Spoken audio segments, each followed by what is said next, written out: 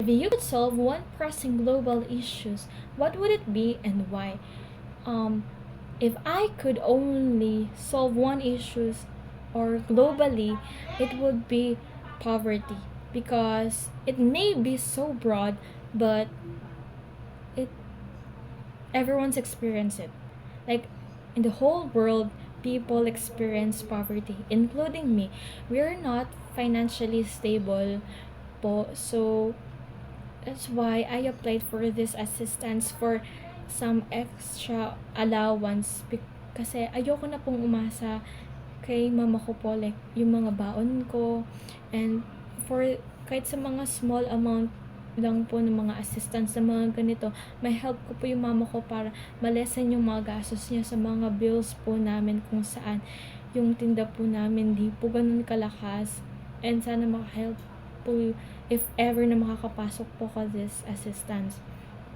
Ang poverty po kasi ay nararanasan po ng lahat ng tao.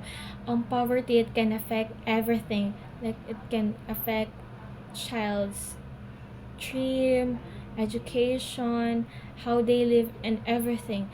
And I see a lot of people starving, and talagang kahit anong kayod po nila dito sa mundo or kahit anong kayod nila sa trabaho nila, talagang nahihirapan po sila para umangat sa buhay na ito. Kaya yung mga ibang kabatchmates ko po na nakikita is that nag-stop po sila sa pag-aaral nila for college para magtrabaho and makahelp po sa parents po nila. And I am very lucky to say na isa po ako sa mga nakatanggap ng free education dito sa Mabalacat City College, and I am very grateful for that. If you could redesign the education system, what would you change and why?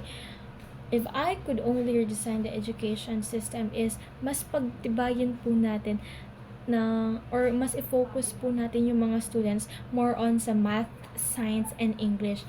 And based on the data, ang Philippines po ay isa sa mga pinaka mababang IQ when it comes to math, English, and science, and I just really hope na mas ma-focus ng mga kabataan ngayon ang pag-aaral, and they really should know everything about this three subject which is the very standard kung saan para alam po nila lahat. And yun, what are the three specific things you are doing now to achieve your goals?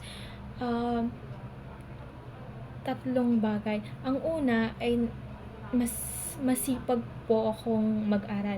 That's the very thing about me na proud po ako kasi ever since nung nag-aaral ako this senior high and high school and elementary, I've been an academic achiever which shows that gusto ko po yung mag-aral, and I'm very happy na makakapag-aral po ako hanggang college because of sa mga free education po na meron kami.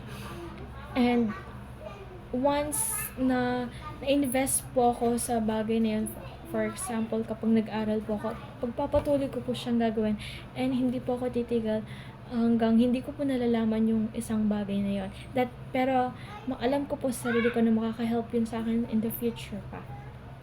Pangalawa, hindi ko po nililimit yung self ko sa school lamang, kundi pati sa work, sa bahay, and sa school, lahat. And I really want to experience the world for me to be exposed, and para, for example, tapos na po ako sa 4-year college ko, and hindi na po ako ganun mangangapa sa mundo na anumang meron tayo, and ready na po akong humarap sa mga anumang mga pagsubok. And sa pangatlong bagay naman po is that I'm really investing on myself right now, on the skills and in many aspects, kasi I really should invest on myself so that yung trabaho ko, yung mga future trabaho ko po in the future is that hindi lang po siya nag-i-stick to one, but in many terms or many aspect, in many ways po siya. Why are most deserving to be granted your request financial assistance? I could say that I may be not the most deserving deserving, but I am kind of deserving because I know I really want to help my mom, to lessen yung mga gastos po niya as I am studying, and I'm really going to thrive so hard para makakapagtapos po ng pag-aaral this 4-year college. And I really want to help my mom talaga po. Yun yung main reason. Kasi my mom is panganay po sa kanila magkakapatid. And yung lola ko po is may breast cancer po siya na stage 3, which is kakatapos lang po ng opera niya.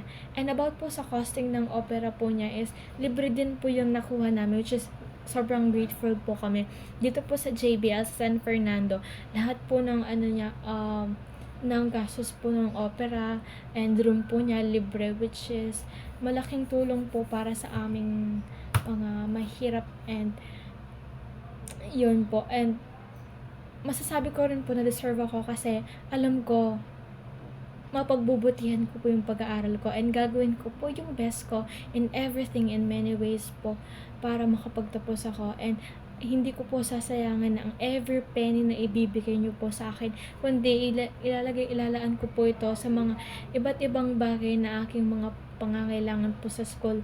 And hindi po ako gastadorang tao kasi alam ko po kung paano kumita ng pera kasi may part-time job po ako ngayon, which is twice a week lang po ako pumapasok, and kahit sa small amount lang po yun, at least nadadaan ko po yung mga pangangailangan ko po for this year in coming college, which is our uniform, mga gamit, yun lang po. And I really hope na I really wish po na matanggap po sana ako sa assistance na to kasi main reason lang po talaga is ma-help yung parent ko, yung mama ko, kasi nakita ko po siya kumakayod, nahihirapan na po kasi tumatanda na rin po siya. And yes po, thank you po.